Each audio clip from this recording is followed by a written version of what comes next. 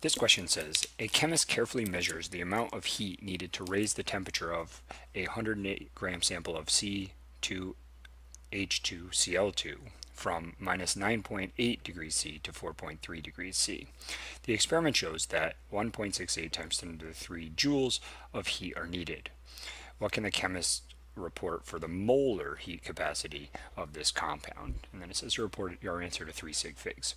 So in previous videos attached to this playlist, we used the specific heat capacity, which the specific heat capacity is C sub s, joules per gram degree C. This is the unit, or joules per gram K, and we talked extensively about how it doesn't matter if you use degree C or K, because change in temperature is the same. 1K is the same as 1C in change in temperature. Here, we want to find C. C is the molar heat capacity, and that's joules per mole degree C. So notice the difference between the specific heat capacity is it's per gram, and the heat capacity is per mole. So this is a slightly different unit. How otherwise, the equation is basically the same. So Q, heat, in the case of molar heat capacity, equals moles, which is N, times C times delta T. So the difference is, this is M for specific heat capacity because it's mass in grams. Here it's moles, which is unit, symbol N.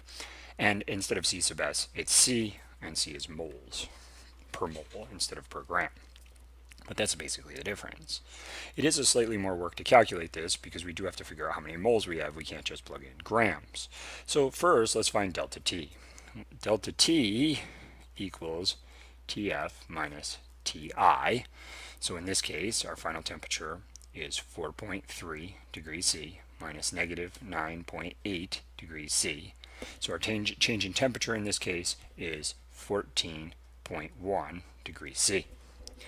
Now we have to find moles, but we're given 108 grams of C2H2Cl2. So in order to convert this to moles, we need to know that 1 mole of C2H2Cl2 equals 96.94 grams of C2H2Cl2. And we found that by just adding up 2 times 12.01 plus 2 times 1.01 plus 2 times 35.45, the molar masses of each of these elements on the periodic table. Now starting with our 108.0 grams of C2H2Cl2 times, we want to put the grams on the bottom, 96.94 grams of C2H2Cl2, and on top we want to put 1 mole of C2H2Cl2, and when we do that math we get 1.114091 and some more numbers moles of C2H2Cl2. And since this is 4 significant figures and this is 4 significant figures, I am going to just put a line under there to let us know that it's 4 significant figures. Now we have delta T, we have N, we have Q because it's given in the problem, so we can solve for C. So we have to first rearrange this equation. Divide both sides by N, divide both sides by delta T, and what we find is C equals Q over N times delta T. C equals Q, which is given in the problem, 1.68 times 10 to the 3 joules, divided by moles, which we just found, 1.114091.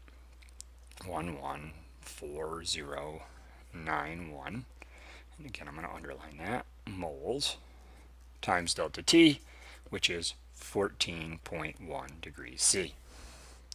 When you do the math, C equals, the calculator tells us 106.947. Now we have to check our significant figures. So this is 3, this is 4, and this is 3. So we want to round this to 3 significant figures, which is 107, and the unit, joules per mole degree C. Joules per mole degree C. So this gives us the molar heat capacity. Notice that the molar heat capacity and the specific heat capacity are not the same thing. The primary difference is this is grams and this is moles.